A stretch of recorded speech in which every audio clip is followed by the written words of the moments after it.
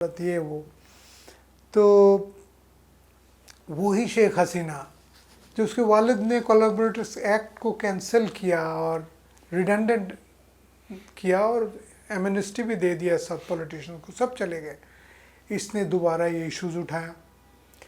Professor साहब उसी passport में वहाँ रहते रहे। बांग्लादेशी पासपोर्ट ये भी नहीं दे रही थी हसीना की गवर्नमेंट, बीएनपी वाले भी नहीं दे रहे थे। उनके ख्याल है कि पॉपुलर मूव होगी, उनके खिलाफ हो जाएगी ये वो। खैर प्रोफेसर साहब डिडंट माइंड, उसके बावजूद 20 साल सदर रहे और सुप्रीम कोर्ट ने जमात के। सुप्रीम कोर्ट ने आज से लेके 8-10 साल पहले उसको फिर सिटीजनशिप मिल गई दे दी। आगे चलते हैं।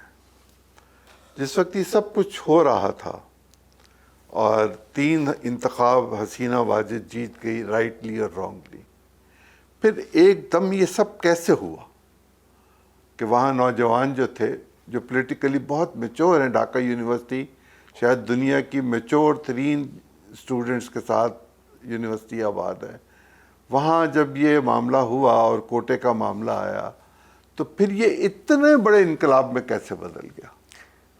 ठीक है, देखें बांग्लादेश के लोग तो तंग थे 15-16 सालों से, ना उनकी आज़ादी थी ना कोई कुछ कर सकते थे। वोट सारे तीनों इलेक्शंस जाली वोटिंग हुई है और अपने बंदे शेख हसीना ने फ़ौज में वही लोग ऊपर लाए, पुलिस में अपने लोग भर्ती किए, सिक्योरिटी कोटे के जरिए, इंटेलिजेंस के कोटा भी उसने कोई फॉलो नहीं किया। बदमाश है ना वो, गुंडा।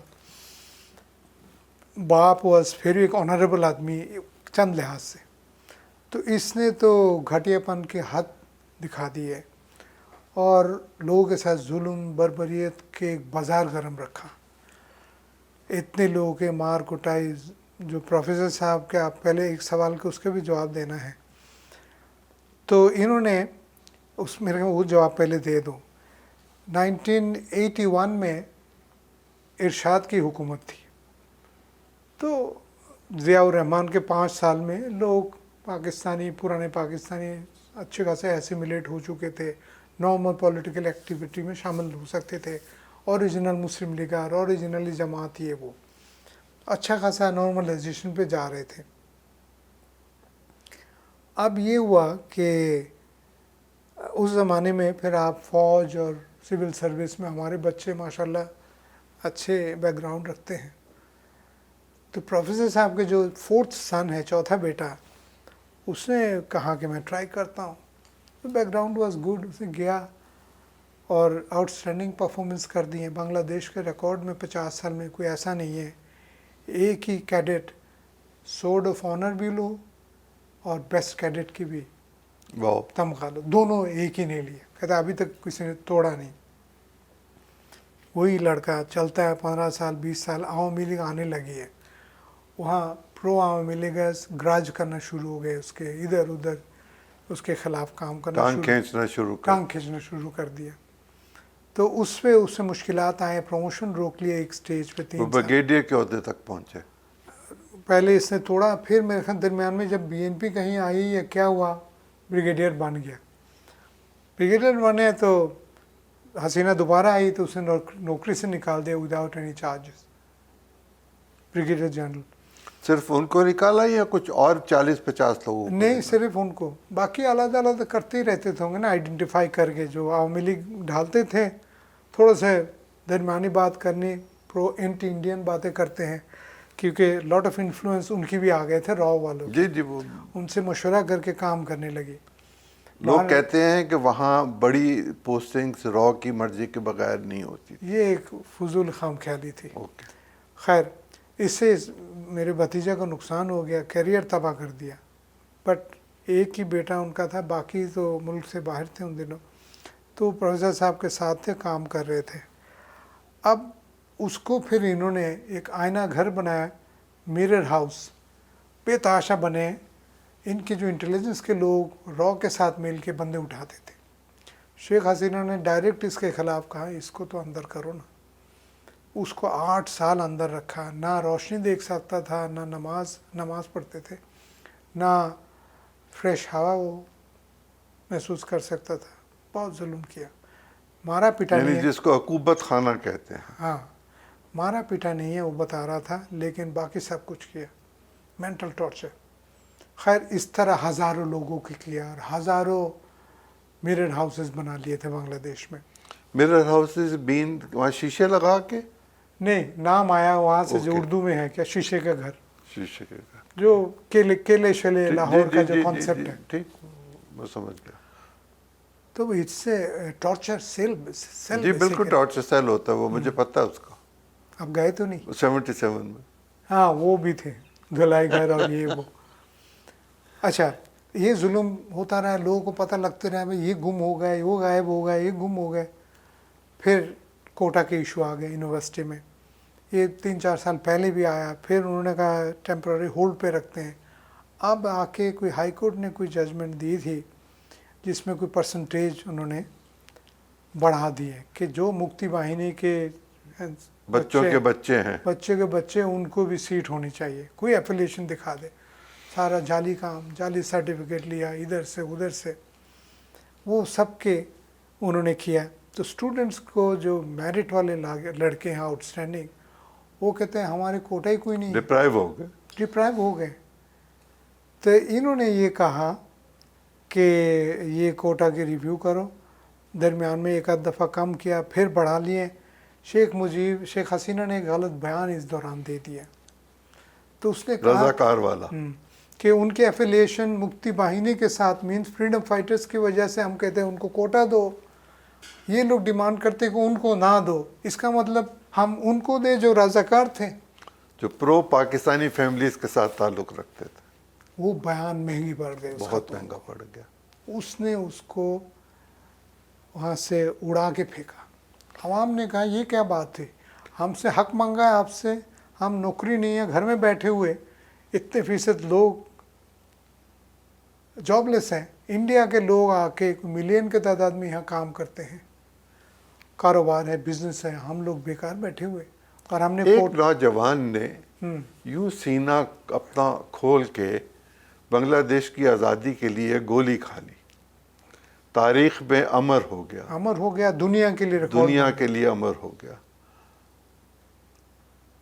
आपके ख्याल में ऐसी सूरत हाल पैदा हो चुकी हुई थी अदरवाइज कि लोग हसीना से तंग होने की बुनियाद पे इस हद तक पहुंच जाते, या ये एक जज्बाती फैसला था? नहीं, लोग तो इस हद तक तैयार थे, कई दफ़ा लड़ाई झगड़े ये वो, लेकिन जो इस नुक्ते के बेसिस पे जब स्टूडेंट्स मोबिलाइज हो गए, लोग फिर जाने देने को तैयार हो गए। ये लोग गोली मारने शुरू हो गए डायरेक्ट, और वो हथियार, फ़ौज वाले भी आखिरी दिनों कह रहे थे कि हम मारते एक और गायब एक ही होते जिसको मारा है, बाकी तो सब खड़े हुए, गोली से नहीं डरते हैं। उस कौम को आप कुछ नहीं कर सकते, उस हद तक लोग आज़ादी के लिए चले जाएं।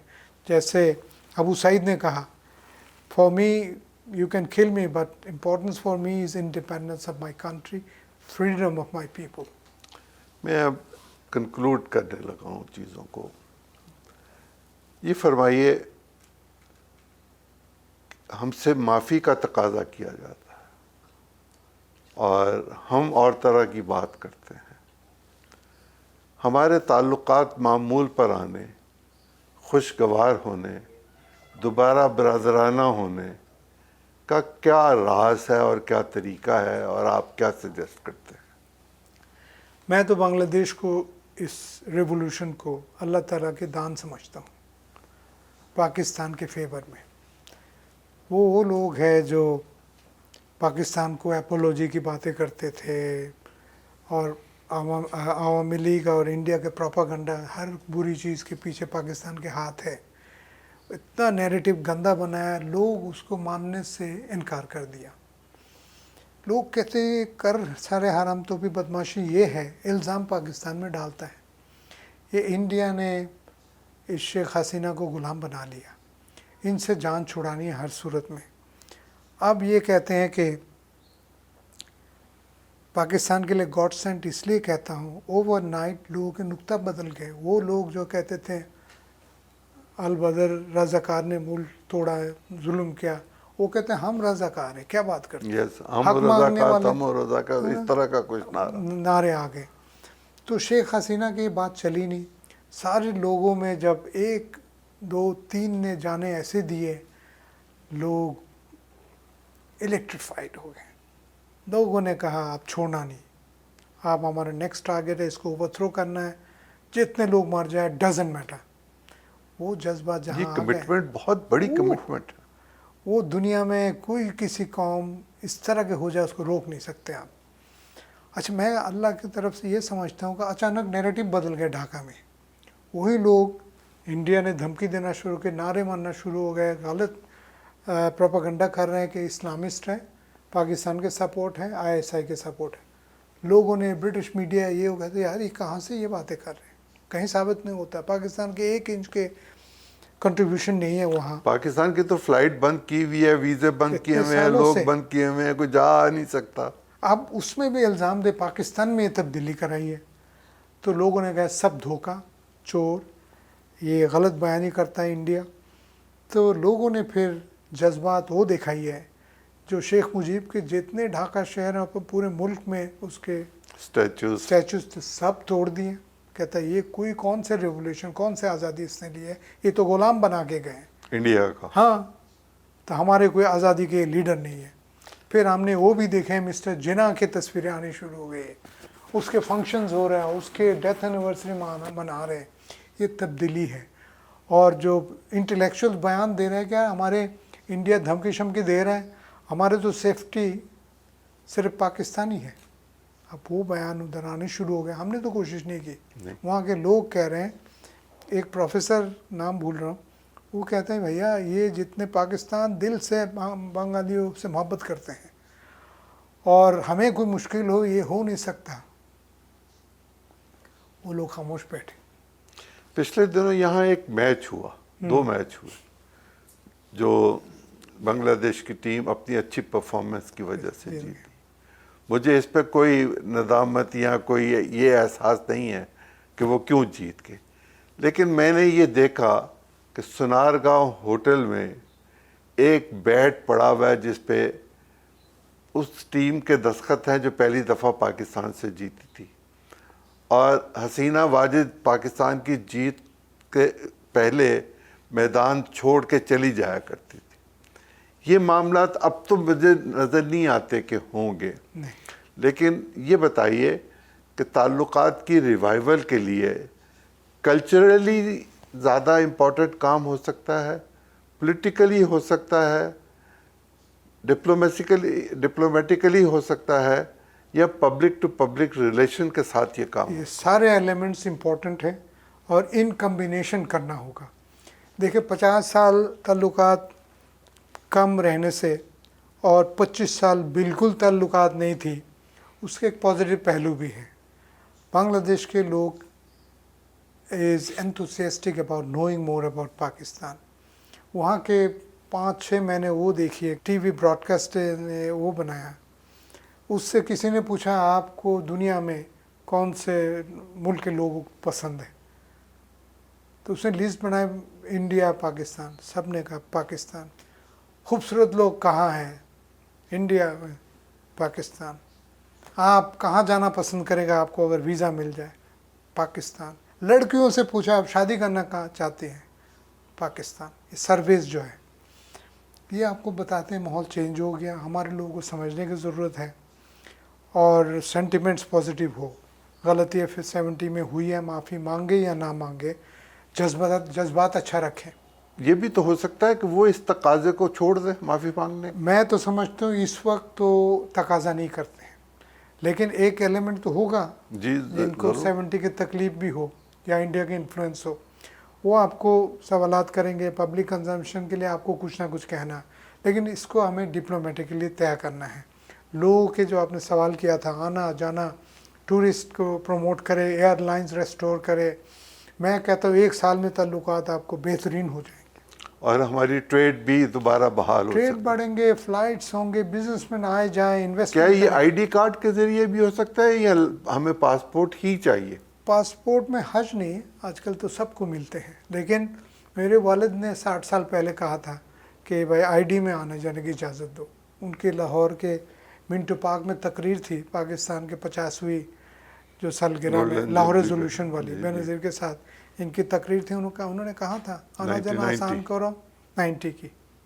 He was one of the speakers and also chief justice के वालिद भी थे और लोग भी थे। हमूदुर रहमान साहब, हमूदुर रहमान नहीं थे, ये वाले चीफ जस्टिस। हमूदुर रहमान साहब का भी तो कहीं जिक्र है इस सारे खेल में। हमूदुर रहमान के ये है, वो मुस्लिम लीगर तो थे, जिन्ना साहब के सपोर्टर थे, और उन्होंने वो कमीशन रिपोर्ट भी लिखी हुई है। उन्होंने कमीशन रिपोर्ट लिखी है, बंगाली भी थे, बंगाली भी थे। मुस्लिम लीगी भी थे। जी हाँ। अब बताइए। तो हमूदुर रहमान तो मैन ऑफ प्रिंसिपल, जिन्ना साहब के सोल्जर, बट लीगल प्रोफेशन में आ गए। जब मुस्लिम लीग के लीगल विंग के कुछ एक्टिव थे, शेख मुजीब लिखते हैं किताब में कि इलेक्शंस हो रहे थे, जो काउंसलर्स नॉमिनेट कर रहे थे बंगाल के स्टूडेंट्स में से जो 46 के उसके लिए जाएंगे कन्वेंशन, दिल्ली कन्वेंशन के लिए, 2 लोगों को सिलेक्ट किया। एक मेरे वालिद थे और एक पैनल में शाह अजीज़ुर रहमान नाम था, ज़ियाउर रहमान का आई थिंक प्राइम मिनिस्टर भी बने थे। वो दोनों एक पैनल में थे, वो जीत गए। शेख जी जिस पैनल को सपोर्ट कर रहे थे वो लोग हार गए। उसके जो कॉन्डक्ट करा रहे थे ना इलेक्शन, हमूदुर रहमान साहब थे। मैं आपका शुक्रिया अदा करता हूँ। आपने बहुत सारी ऐसी चीज़ें जिससे पाकिस्तान के लोग वाकिफ़ नहीं हैं, आप ख़ुद पाकिस्तानी हैं, सफारतकार हैं, लेकिन आपने जिस तरतीब से चीज़ें बताईं, तारीख़ के बहुत सारे औराक आपने पलट कर रख दिए, बहुत सारी परसेप्शंस तब्दील हो सकती हैं। आपका शुक्रिया अदा करता हूँ, आपकी बहुत मेहरबानी। बहुत शुक्रिया, आपने मौका दिया। आई होप मैंने जो कुछ कहा लोगों को अपने इश्यूज़ को समझने में आसानी होगी। आज के लिए इतना ही। नए प्रोग्राम में नई शख्सियत के साथ हाजिर होऊंगा। इजाज़त दीजिए। अल्लाह हाफ़िज़।